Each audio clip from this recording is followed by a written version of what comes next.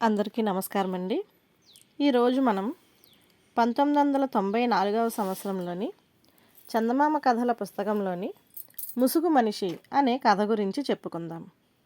ఈ కథ రచించింది మాచిరాజు కామేశ్వరరావు గారు. కొండాపురం కొమరయ్యకు కొత్తగా పెళ్ళయింది.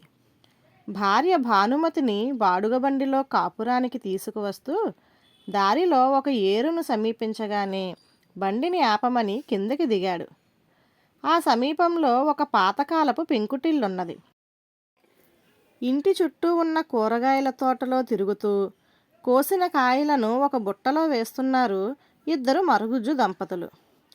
వాళ్ళను చూసి కొమరయ్య తనలో తాను నవ్వుకుంటూ బండి ఎక్కడం చూసి భానుమతి, పాపం ఆ మరుగుజ్జుల్ని చూసి నవ్వుతున్నారా అని అడిగింది. 4 నెలల క్రితం జరిగిన ఒక సంగతి గుర్తుకు వచ్చి అలా నవ్వాను. అదేమిటో చెప్పమంటావా అని అడిగాడు కొమరయ్య. చెప్పండి, ప్రయాణంలో కాలక్షేపంగా ఉంటుంది అన్నది భానుమతి. కొమరయ్య చెప్పడం ప్రారంభించాడు. 4 నెలల క్రితం అతడు అదే దారిన వస్తుండగా ఏటికి ఉధృతంగా వరద వచ్చింది. బండివాడు మాట్లాడుకున్న దాంట్లో సగం బాడుగ డబ్బు తీసుకొని వెళ్ళిపోయాడు. ఆ సరికి చీకటి పడి వర్షం కూడా ప్రారంభమైంది.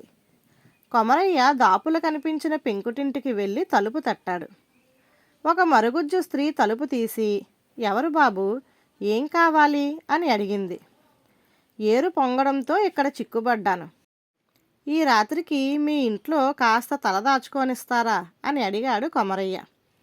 దానికేం భాగ్యం అంటూ పక్క గదిలో నుంచి బయటకు వచ్చాడు ఆ ఇంటి యజమాని. అతడు మరుగుజ్జే. కొంత పొద్దుపోయాక మరుగుజ్జు దంపతులు బలవంతం చేసిన మీదట కొమరయ్య వాళ్లతో పాటు భోజనం చేశాడు.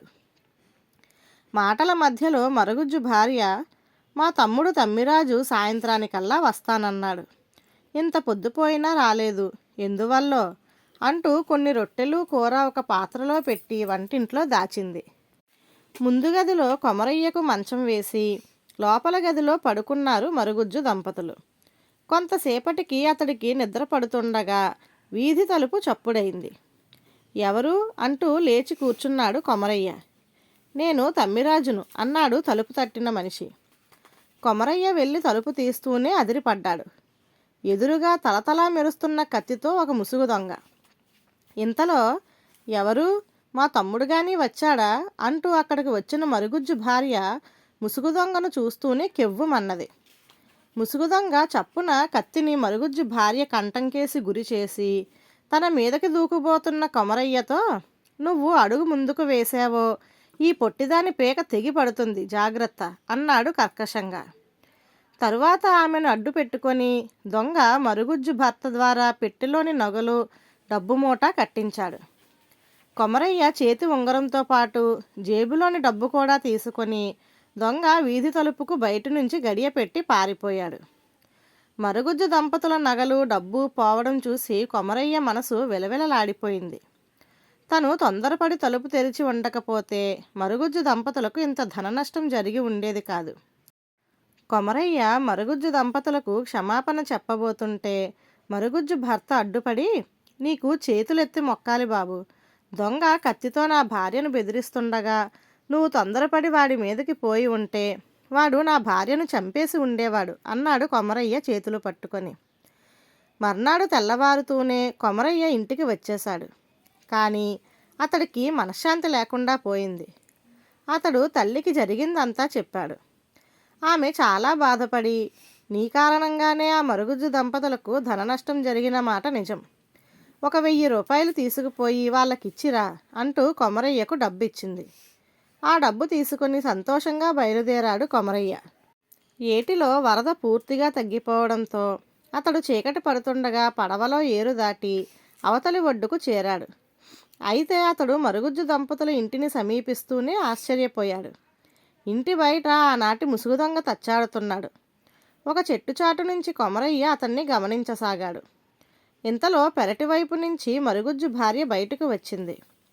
మళ్ళీ దొంగ ఆమెకు ఏ ఆపద తలపెడతాడో అని కొమరయ్య చప్పున ముందుకు వెళ్ళబోయేంతలో ఆమె దొంగను సమీపించి రహస్యంగా ఏదో మాట్లాడి ఇంట్లోకి వెళ్ళింది.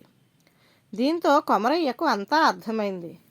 ముసుగు దొంగ మరుగుజ్జు దంపతుల మనిషే. ముగ్గురూ కలిసి తెలివిగా నాటకం ఆడి అమాయకులైన బాటసారులను దోచుకుంటున్నారన్నమాట. కొమరయ్య క్షణం ఆలస్యం చేయకుండా తలుపు తడుతున్న ముసుగు మనిషిని సమీపించి పిడికిలితో వాడి మెడ మీద బలంగా కొట్టాడు. వాడు కిక్కురు మనకుండా కింద పడిపోగానే వాడి ముసుగు వేసుకొని కత్తిని చేతిలో పట్టుకొని తలుపు తడుతూ, "తలుపు తెరవండి, తమ్మిరాజును" అన్నాడు. విలువైన దుస్తులు ధరించిన ఒక 60 ఏళ్ల బక్కపలచని మనిషి తలుపు తెరుస్తూనే, "తమ్మిరాజువా, మీ అక్కయ్య నీ కోసం ఎదురు చూస్తున్నది" అంటూ కొమరయ్యను చూసి గజగజలాడుతూ గోడవారగా కుప్పకూలిపోయాడు. అతడు ఆ రాత్రికి ఆ ఇంట తలదాచుకోవలసి వచ్చిన మనిషి. ఇదేమీ తెలియని మరుగుజ్జు భార్య పక్క గదిలో నుంచి బయటకు వస్తూ, "మా తమ్ముడు తమ్మిరాజు వచ్చాడా" అని కొమరయ్యను చూసి కెవ్వుమని అరిచింది. కొమరయ్య కత్తిని ఆమె మెడ మీద ఆనించి, "ఏది, సమయానికి మీ ఆయన ఇంట్లో ఉన్నట్టు లేదే" అంటూ మరుగుజ్జు భార్య చేత ఇంట్లో ఉన్న డబ్బు, నగలు మూట కట్టించాడు. తర్వాత ఆమెను గదిలోకి పంపి బయట గొల్లెం పెట్టాడు. ఆ తరువాత అతడు తీరికగా కూర్చొని మరుగుజ్జు దంపతులకు ఒక లేఖ రాశాడు. "మీ బుద్ధులు మీ రూపాలకు తగినట్టుగానే ఉన్నవి. లోకంలో దొంగతనం అంత హేయమైన వృత్తి మరొకటి లేదు. ఒంటి మీద పచ్చబొట్టైనా చెరపగలం కానీ ఒకసారి దొంగ అన్న ముద్ర పడితే చెరపడం అసాధ్యం. మోసంతో బాటసారులను దోపిడీ చేస్తున్నందుకు మిమ్మల్ని రక్షకభటులకు పట్టించవచ్చు. కానీ మీ రూపాలు చూస్తే మీపై కోపం రావడం లేదు. మీకు ఒక అవకాశం ఇస్తున్నాను. మీ ఇంటి చుట్టూ ఉన్న ఖాళీ స్థలంలో నడుము వంచి కష్టపడితే ఎన్నో రకాల కూరగాయలు పండించవచ్చు. ఆలోచించుకోండి. మీ ఇంట్లో దొరికిన దొంగ సొత్తును ఏ అనాథాశ్రమానికైనా విరాళంగా ఇస్తాను." ఈ లేఖ రాసి ఇంకా గోడవారగా మూర్ఛలో ఉన్న బక్కవాడి జేబులో పెట్టి కొమరయ్య తన ఊరుకు తిరిగి వచ్చాడు.